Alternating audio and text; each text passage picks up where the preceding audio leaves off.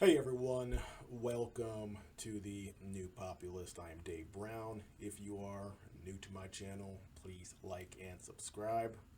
It is August 27th. We are approximately 6 months into this Ukraine-Russia conflict. And these last several months, I've been troubled by how we got here. Of course, if you listen to the mainstream media, um, we were just an innocent bystander trying to help out another country who had a big bad bully on its border, and that the evil Vladimir Putin decided, for no other reason other than greed and wanting to expand the Soviet Empire, and create a new Soviet Empire, that he invaded Ukraine. And the explanation from the mainstream media never sat well with me. And if you see my other videos, I've explained some of the history of Russia and how we got to this point here, and the role that U.S. foreign policy makers have in instigating wars. Now, if you're familiar with the CIA and our State Department, this is old hat. We've been doing this for decades around the world. We go to small countries, we undermine their governments, we try to put people in power that are controlled by us, and if they fight back and do their own thing, they could end up like Gaddafi in Libya, being dragged through the streets and having terrible things done to him. And so when I look at this Ukraine conflict, I focus on our own foreign policy makers and what they were thinking. Now, I've arrived at a place where I think there were three paths that we, the United States, could have taken with Ukraine. And the first one is we could have de-escalated and tried to convince the Ukrainian government to work with Russia to come to some sort of peaceful solution. That's what I wish had happened, but that did not happen. The second thing they could do is they could encourage Ukraine to go on the offensive, give them arms, and really pump them up and say, hey, take it to the Russians. We'll support you. We will not get involved. You will not be a NATO country, but we will give you arms, we'll give you money, and you can go fight the Russians. And that's sort of what seems to happen here. And the third one is we could have said, okay, you're part of NATO, or we are going to fully commit militarily if you are invaded by Russia, and we will put U.S. troops on the ground in Ukraine to fight the Russians. That was the third option. That has not happened yet. And so what is my evidence to say that the U.S.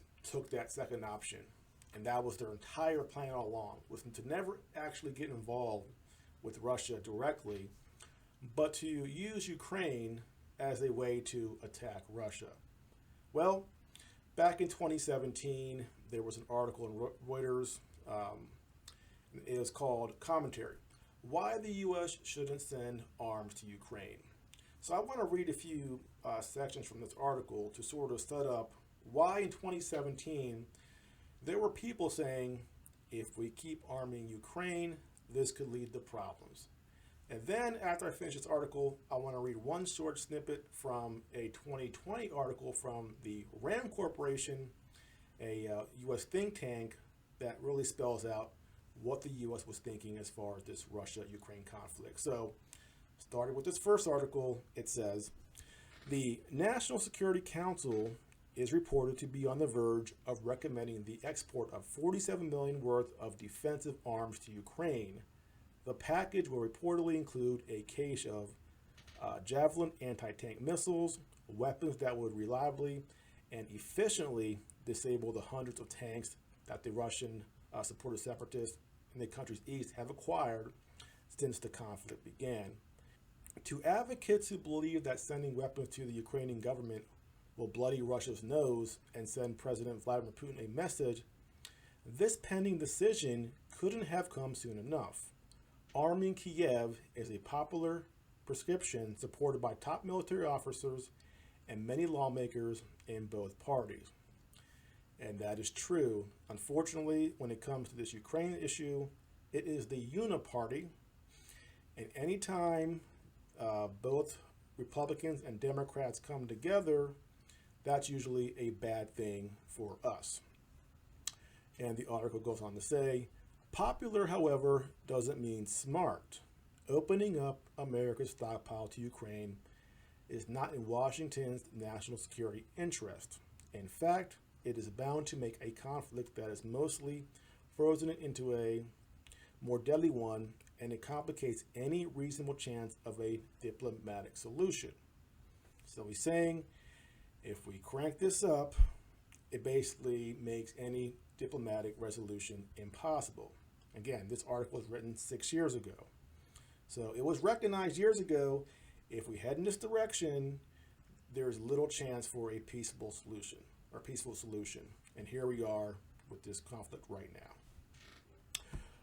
It goes on to say, the second concern for the Trump administration is how Putin might respond to any escalation.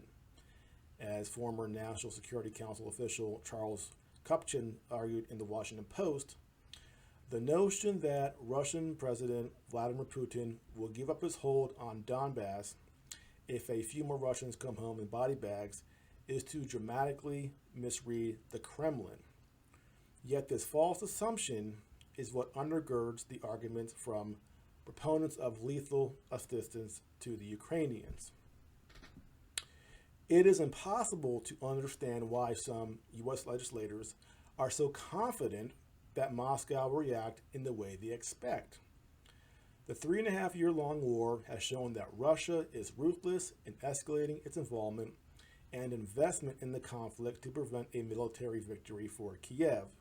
In fact, to expect that Moscow would respond to more Russian casualties by sitting for a peaceful settlement is to ignore completely how Putin has behaved since Russia's 2014 invasion of Ukraine.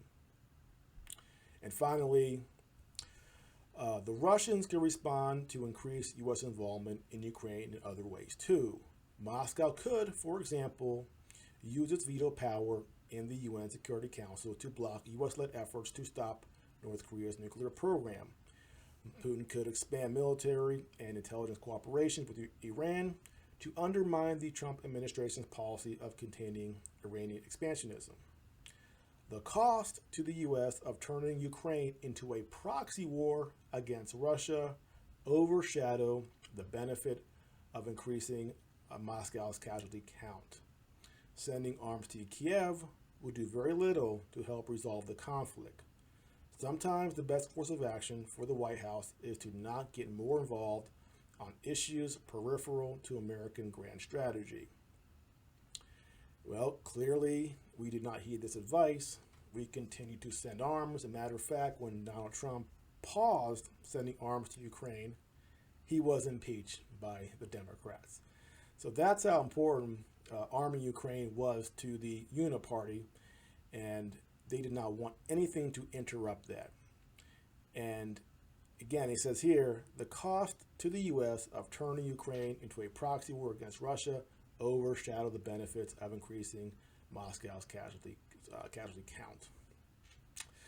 Well, 3 years later, 2020, the Rand Corporation had a long article.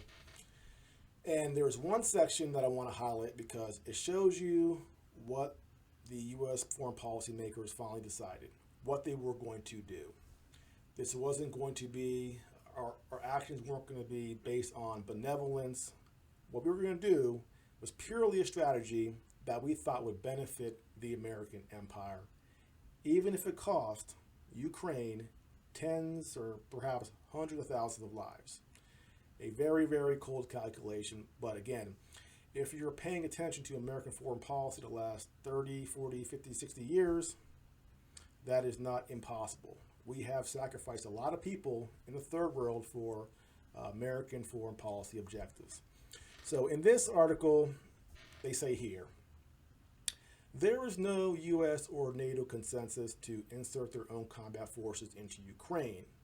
One reason may be fear that direct combat could lead to a wider European war, perhaps even risking a Russian nuclear threat. Russian President Vladimir Putin has said that in 2014, we were ready to put nuclear weapons on alert. In 2018, he showed a boastful video simulating a nuclear-armed missile attacking Florida. Now, while Ukrainians may be unable to defeat a large-scale invasion, they could inflict high casualties, a sensitive issue in Russia. Occupying forces might be stretched thin and vulnerable to stay behind insurgents. And there's the ball game right there. We are not going to commit ourselves into an actual direct confrontation with Russia because of the fear of escalation, although there are some, complete crazy people like what's not Kinzinger, for example, who would actually push for that. But most people in Washington at this moment don't want to go that far. So instead, they said, we'll go ahead and arm the Ukrainians. And so if there is a large-scale invasion, they could inflict high casualties and stretch their lines thin. So there was never the idea that Ukraine was going to win this conflict. American policymakers were not supporting Ukraine for a benevolent reason, that they thought the Ukrainians were these poor people being attacked by the Russians. It was purely a long-term geopolitical calculation by the Pentagon, by the think tanks, by the military-industrial complex to weaken Russia by arming Ukraine to the point where they could bleed the Russians and hopefully at some point in the future cause some sort of regime change or a collapse of the Russian economy by way of these sanctions and, of course, all the military losses they might incur in this long, protracted war. Now, instead, we've seen Russia, China, Iran, and other countries working together, and they're forming their own economic bloc, and this may turn out to backfire against the United States. Now, the wild card here, and the thing that I worry about is, if either side gets desperate, what might they do to escalate things and cause complete chaos at a global level, even worse than now? If the U.S. dollar keeps going down the toilet and inflation keeps going, the way it is, and our economy collapses and we are getting desperate, will we see an escalation by the U.S. in the way of putting U.S. military personnel into Ukraine? If Russia gets desperate, will they start lobbing missiles into other parts of Europe? That's the wild card. That's the thing that concerns me. And if I've learned anything these past 6 years, anything is possible, so stay tuned. Well, that's it for now. Again, if you are new to this channel, please like and subscribe. I'll see you next time.